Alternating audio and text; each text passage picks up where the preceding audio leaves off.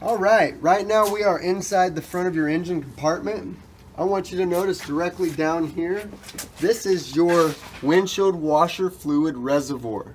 So if you're ever driving down the road and you don't get the blue washer fluid when you need it, you're going to fill it right here. Also to the left here, I want you to notice this is your engine cranking battery. You also have radiator coolant overflow reservoir. If you ever need to add radiator fluid, I would recommend going in through this lid, pull the lid off and add. And there are level gauges here that say whether it's hot or cold. You want to feel whether the engine is hot or cold. If you don't know, then I would advise taking it to a mechanic. Also right here you have an engine oil fill cap. It says 5W20. Once again, that is temperature based, but it's also the best recommendation for this engine. Directly next to that you have a transmission fluid dipstick. If you ever want to check your transmission fluid, you would do so there. And then on the other side of your air filter cover right here, you have an engine oil dipstick. This is the other yellow plug. It's not labeled, that's how you will know it is the engine oil dipstick. Gotcha. And then directly above this is your brake fluid reservoir. If you ever want to check your brake fluid, you're going to be doing it right there. Welcome to the cockpit of your Outlaw. The first thing you do when you pull into any of your campsites before you start setting up the camp, you want to level out your motorhome. The worst thing you can do to the slide rooms on this motorhome is run them in and out while your jacks are not on the ground. To the left right here is your jack leveling touchpad. In order to operate this touchpad, you want to make sure the emergency brake is depressed all the way, and you want to make sure your engine is running. So I'm going to start your motorhome. You'll see some blinking lights. You can't really tell right now, but it says please wait. Once it's done saying please wait, you can then press the on off button and it will say ready, jacks up. At this point, the best thing you can do is press auto level. It will do everything on its own. While you're in the auto level process, make sure to remain still inside the motorhome. Just the slightest movements can throw you off. So it'll kind of feel like a spaceship. It's going to ground the pads from left to right in the front, and it'll do the same thing in the rear, and then it'll actually level out. You do not move or shut the engine off until you see auto level success, and it will say complete. At that point you will power off the touchpad.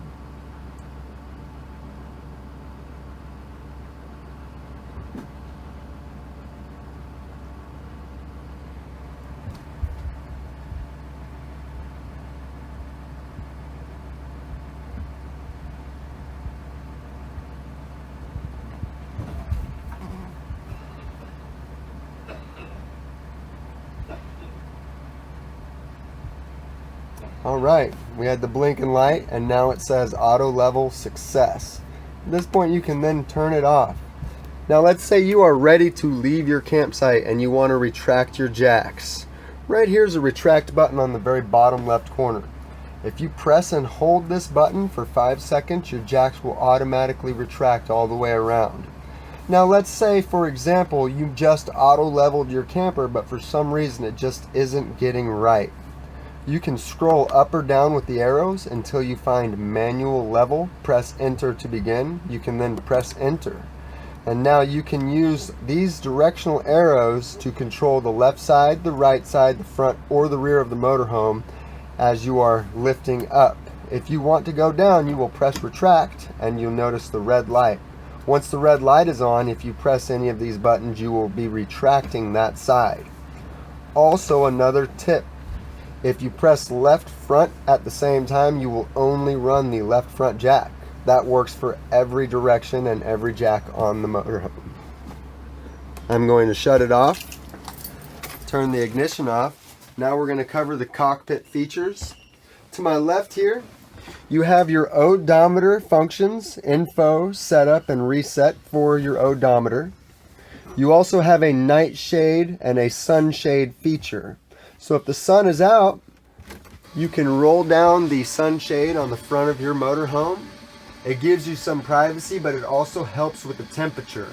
If it's hot outside and you're running your air conditioner, I recommend running this down and the nightshade down. It should automatically stop on its own when it reaches the bottom. I'm running the nightshade down. It's actually on the other side of the sunshade. It is solid white, but it has a blackout material inside of it to where daylight cannot pass through.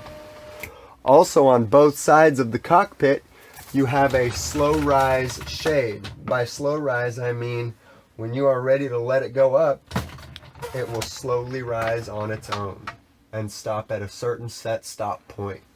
Once again, I recommend in camping mode, you have both sides pulled all the way down, as this is going to help you maintain a cool environment.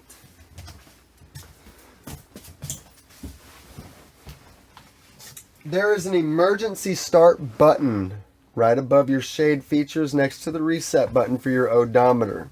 If you ever try to start your motorhome and it will not start because the cranking battery is dead, you can press emergency start and use the house batteries for extra power to get your motorhome running.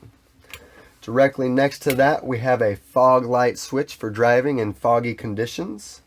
And then we have your headlight knob, which is parking lights and then headlights. Your high beam and low beam work just like most cars. Push your blinker signal down for your high beams, pull it up to turn them off. You also have your windshield wiper controls here, and you will push in to use the fluid on your windshield wipers. If you are ever towing something with your motorhome, always have the tow haul feature, which is this button on the end of your shifter knob, pressed in. You will see something on the gauge that states tow haul mode once the engine is in a running feature, or in a running position, I mean. Make sure if you're towing something, you turn that on. It actually changes the way the transmission shifts gears, and it also keeps the transmission and engine oil at a much cooler level. Now, to the right of your steering wheel, you have dash fans. Notice up above you, you have a fan on each side of the front of the motorhome. You can turn them by hand to whichever direction you want.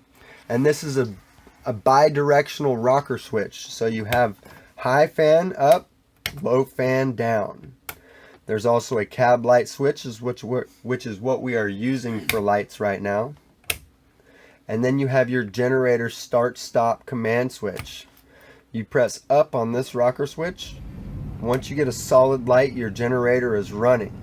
If you want to shut your generator off, you just give it a shut off button down.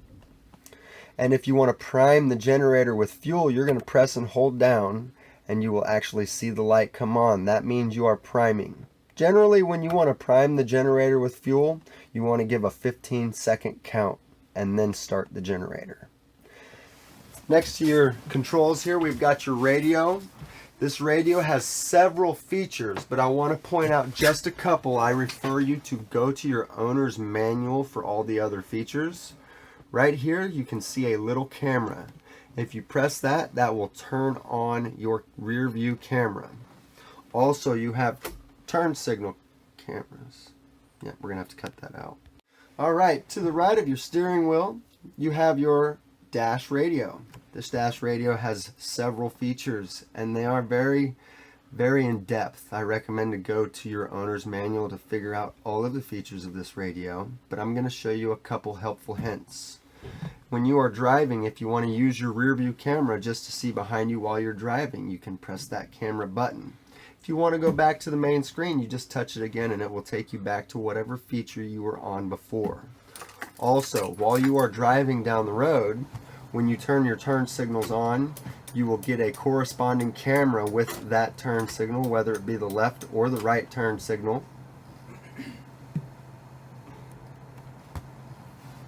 And then directly below that, we have your air conditioner and heater for the front of your motorhome. This is the air conditioner button. So if you want to use very cold air, you would put that on. Otherwise, you are just using the ambient temperature outside.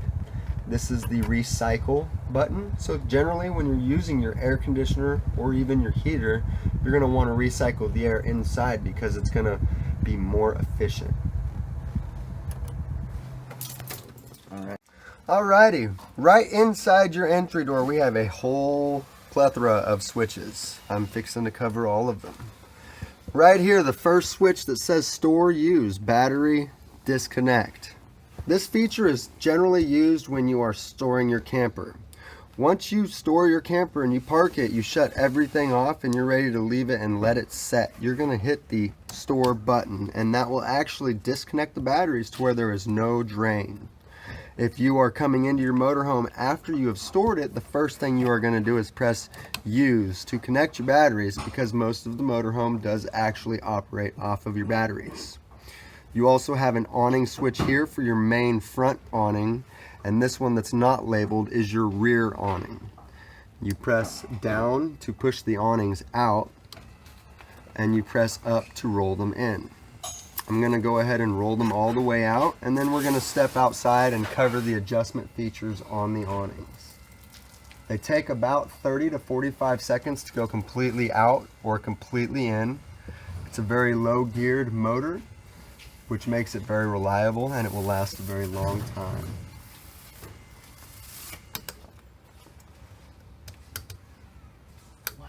Also, there are several light switches. These two here actually light up the tube of your awning. If you'll notice outside here, you have LED strips at both of your front and rear awnings.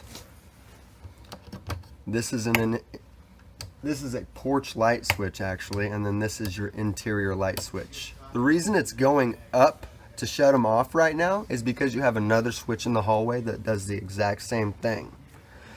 You have a step well light switch. So if you want your steps right here at the entry door to be lit up at night, you would turn this on. You also have a step switch. Now this switch, if you have your engine shut off and you open and close your door and you notice that these entry steps keep opening and closing with the door, you would then flip the step switch and that will leave them out, which is what we call in park mode. You also have an auto gen start button here. What this guy does, you can press down and that will test the auto gen start feature. Notice the status lights blinking. It's actually going to fire up the generator and it's going to run it for 1 minute for a test. Now you're going to want to refer to your owner's manual on how to use the auto gen start feature. The auto gen start feature is generally used while you have your camper in storage. The idea behind the auto gen start feature is you can set it to come on at a specific time and day to